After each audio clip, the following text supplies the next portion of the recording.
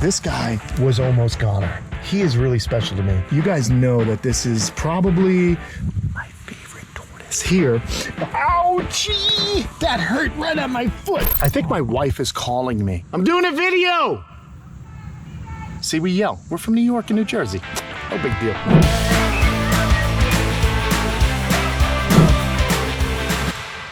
Who are the oldest residents of Kamp Kenan, and how did I get them? That's what I'm going to be talking about today here on the good old show here.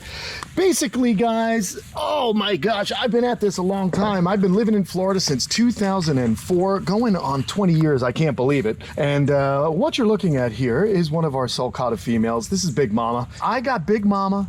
I got her sisters. Here's the thing. Big Mama was named number 3. There's number 6.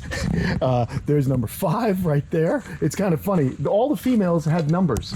And actually, I think that one is number 8. And then number 5's out there. So it's kind of funny. But all these female Sulcatas I got at the exact same time, the same day.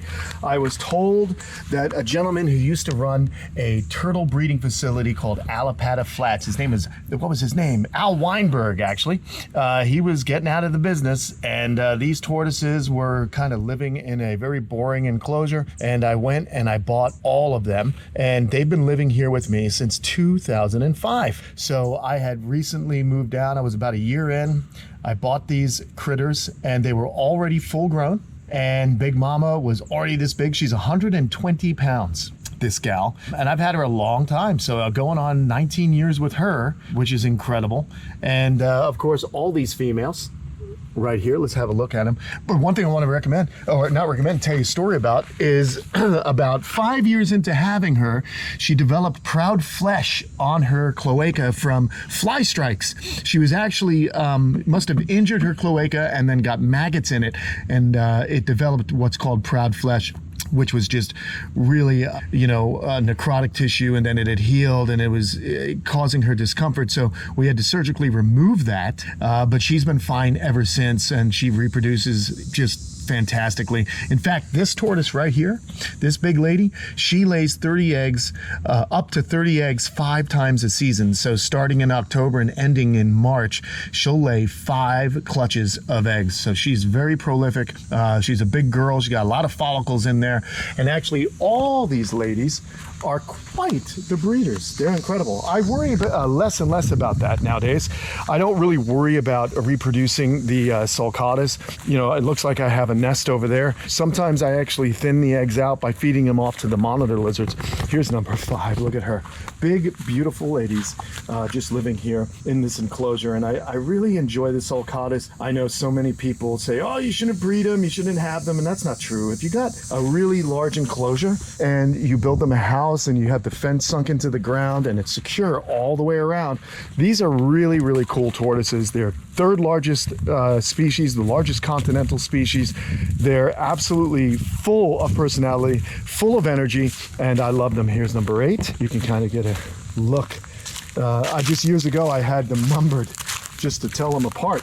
And now I just remember their numbers, but I never gave them names. Now look at the front of her beak. You see that? She's got these cusps. Those are called cusps. And they'll wear down if they graze, but they do have those cusps. She's interested in the camera. She's so cute. Look at these right here. Doink! She looks like a little vampire. Yeah, we'll call you Elvira. Maybe your name's Elvira. You want to eat me? You talking to me? Huh? Oh yeah, you're talking to me. They've got the smaller gular projections. The males have the larger ones. So there you go, look at that. Oh no, you can't have a finger. You don't want to eat my finger. But look at those cusps though. Those will give you a pretty good bite. Pretty good bite. But she's cutie. She's just looking for some food.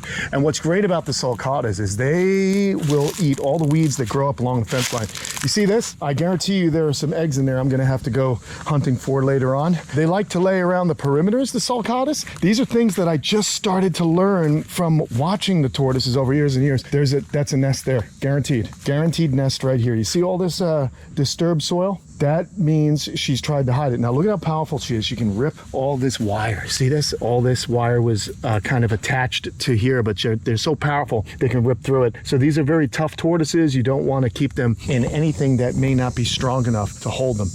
So there are 7 tortoises in here, and about 5 of them have been with me since 2005. Hercules, who I saw over here, is our large male.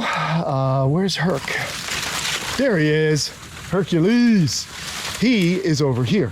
He actually came to me much, much later. He came to me in the 2010s. He's the largest male that I've had. And we're gonna go see an older Sulcata here in a little bit. But right now, there's Hercules. Look at Hercules. You are a handsome guy. Hercules, I got with his girlfriend. Basically, I got them from a nice older Jewish man who was so funny. He was just a character. And he's like, hey, I got these 2 tortoises. Make me an offer. And I didn't even know how big they were. I said, I'll give you $200 for them. Sold. Ouchie! That hurt right on my foot. Oh, that really hurt. Oh my God, Hercules, watch where you're walking. So I drove over to his house after this reptile show because he saw me there with a bunch of tortoises. And oh my gosh, I had my Jeep and somehow I squeezed this big guy and another female tortoise into my Jeep and got home. So very funny story how I got those guys. But I just love big tortoises, and now I'm really at capacity when it comes to having sulcatas. That's it. I'm not really going to be collecting or taking on any more of those. I think I have a nice representation, and these guys have been with me for so long and they're so healthy. That's important. The group is just perfectly balanced. They all go in at night. I don't have to mess with them. They know exactly where to go. They're actually some of the easiest tortoises I have. Next up in our line of tortoises that have been around for a while, Nostradamus and our friend Socrates. Let me pull this out.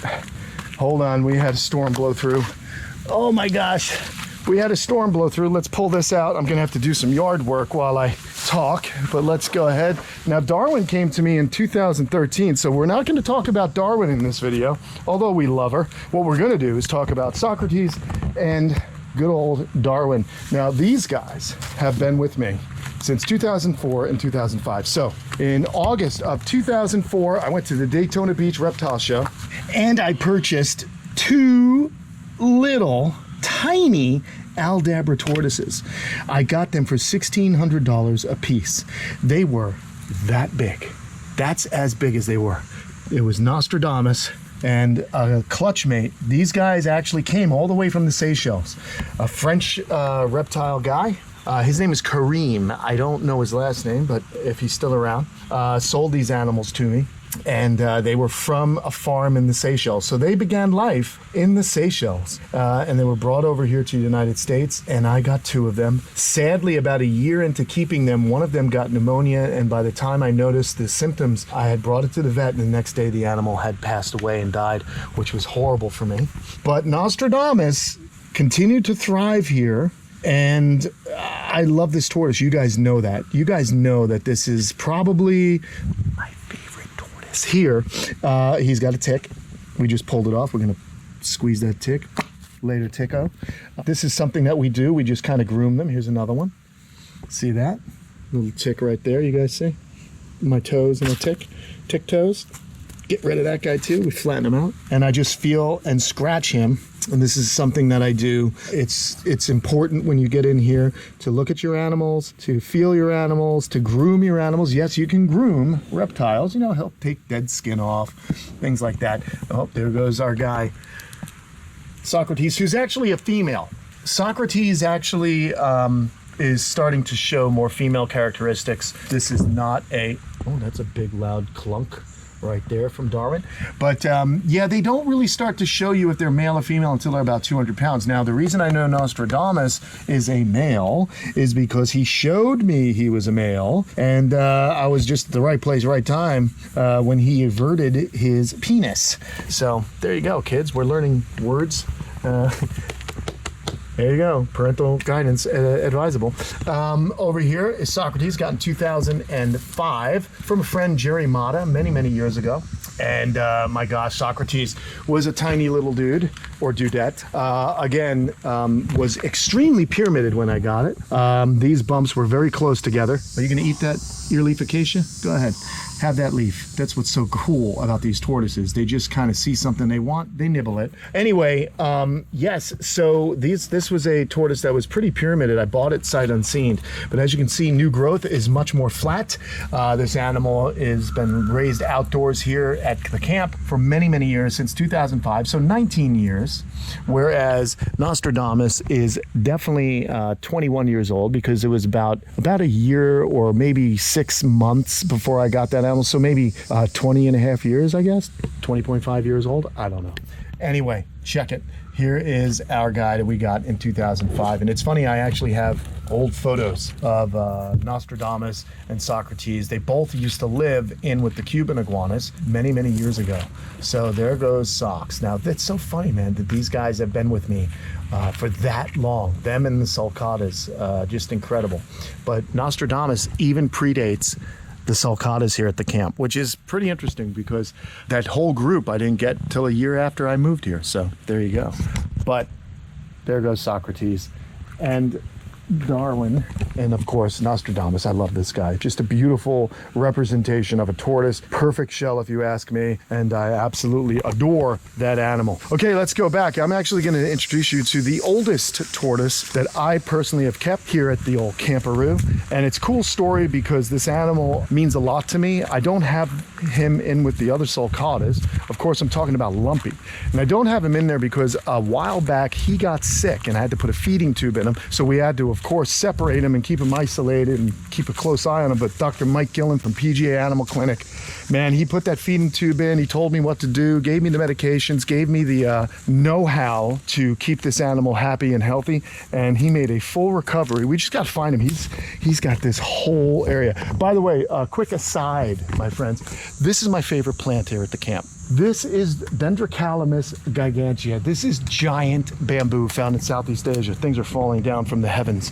But look at the size of these culms. These are incredible. Would you believe in their native range, they even get larger? I absolutely love this plant. Here's some new shoots growing up.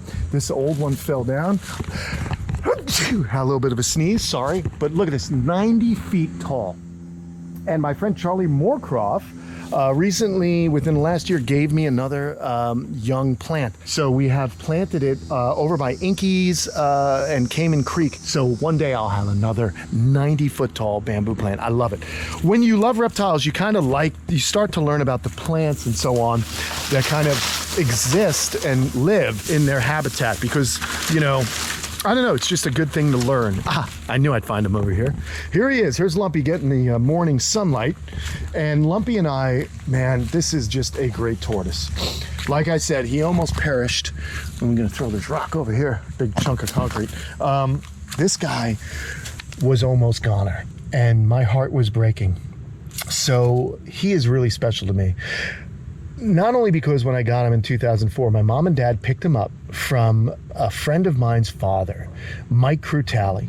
This guy is a great guy who gave me this animal. When I was a kid, I was friends with his daughter, Dawn, and just loved her. I loved this person. We were just really close friends. And I was a wild kid.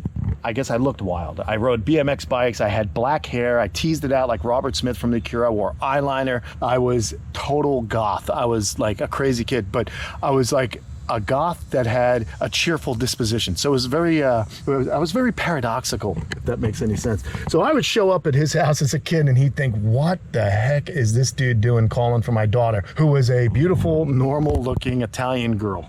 It was just the funniest thing. But after a few times hanging out, he and I bonded. He's a great guy. And years later, he gave me this tortoise. He said, hey, Kennan, I got a tortoise here. Someone gave it to me as payment. You know, they gave me a tortoise and an iguana. So I took the tortoise and iguana because he said, all this thing does is eat and poop. And he lived in Long Island, so of course the animal's getting bigger. But when Lumpy came to my house, my parents drove him down. Lumpy was maybe 28 pound. That was in 2004. So I've had him. He is the oldest tortoise I have. He's 20 years old. Well, he's older than that. He's, God, he was born around 2099. So yeah, look at this. He's 25 years old, and he is full grown. He's over 100 pounds easy. He's probably closer to $150. He's a big boy. He's got these incredible marginals that are flared up, and look at the gular projections. He has killed a larger tortoise, Zeus, who was a 200-pound sulcata. It was just insane. So, my goodness, man, just incredible. I think my wife is calling me, and she doesn't realize that I'm doing a video. Let's see. Hey, you calling? Huh. I don't know. Shoot. I'm doing a video. I'm doing a video. All right, drive careful. Bye-bye. There you go. That's how we communicate. See, we yell. We're from New York and New Jersey. No big deal. The neighbors now know everything that's going on. Okay, anyway, this is how we do. We keep it real. So where was I? All right, so Lumpy, man, just an awesome sulcata. He was the big dog for a long time, but when he got sick, when I tried to reintroduce him to the group, Hercules would not have it, and I couldn't afford having him get hurt. You've seen videos where I tried reintroducing them, and it didn't work out well. So he lives alone. I just take care of him. I love him to death. My friend Dawn sadly passed away.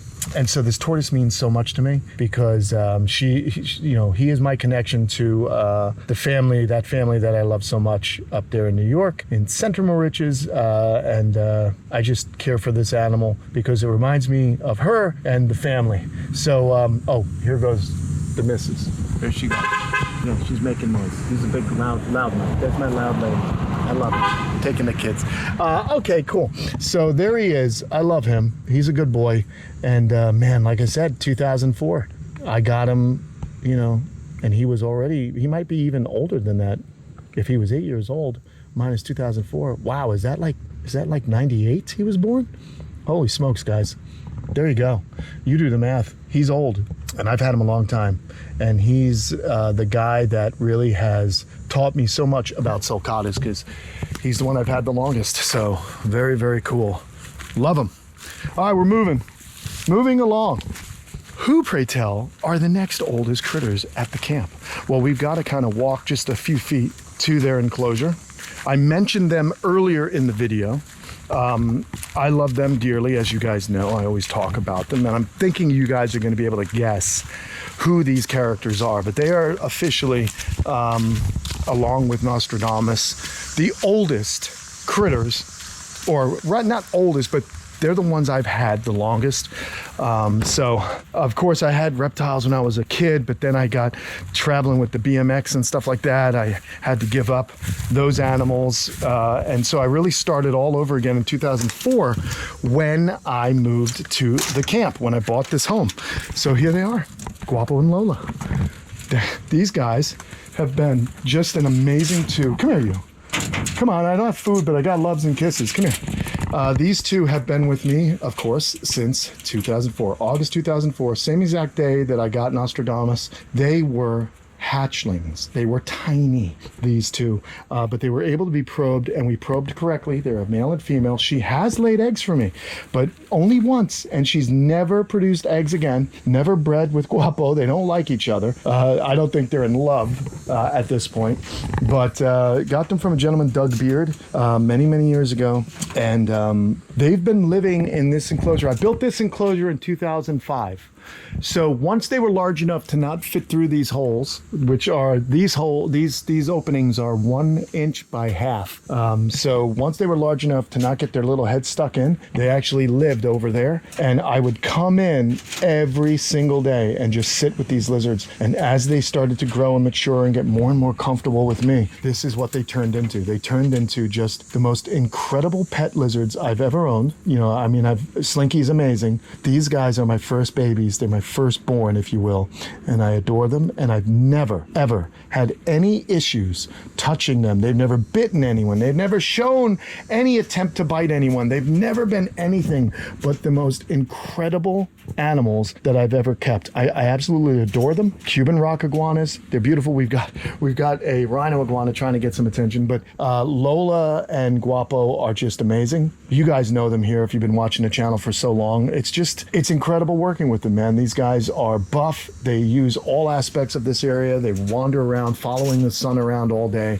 But in the morning time, you'll get that early morning sun hit them right on this ledge, and they're always just relaxing and enjoying life. It's really a treat to have all these animals, and the fact that I have now been in Florida for 20 years building this place, the changes that have happened, it's just been an incredible ride. Hurricanes, and almost lost a house in 2008 when I lost my job doing television, and didn't know what I was going to do. I was really, really close to losing my home. It was a tough time during that recession. Losing your gig, you losing a six-figure job, had to start all over. And so I started to sell the babies of the animals, and I was able to support myself somehow. And then, of course, YouTube came along, and we started doing that. And all you guys been watching, and I'm thankful for each and every one of you, because you guys, just by watching, you help keep us going here at the camp. Keep providing really good lives for these animals, inspiring others to do the same and to dream. And one day, I think many of you will have your own camps out there with beautiful animals that you'll be able to take into the next century as these young people grow up. We got to get these animals going into the 22nd century and beyond, because there's nothing better than keeping these little dinosaurs into the future. I think that's what's important. Providing people with an education, providing these animals with a good home, and having some fun learning while we're at it, right? Sharing the love, as I say. And that's it, people. That's the oldest crew of animals. I'm trying to think if there's anyone I missed, but these are the oldest, and they just happen to be some of the most popular animals here on the channel. Thanks for watching. I'll see you guys soon. I hope you're having a great time, day, week, wherever you may be, whenever you're seeing this. We have an airplane flying overhead, so I'm just gonna yell, and I'll see you guys soon on another video. Thank you so much. I hope you guys enjoyed learning a little bit about some of the animals that I've had since day one at Kamp Kenan. See you guys.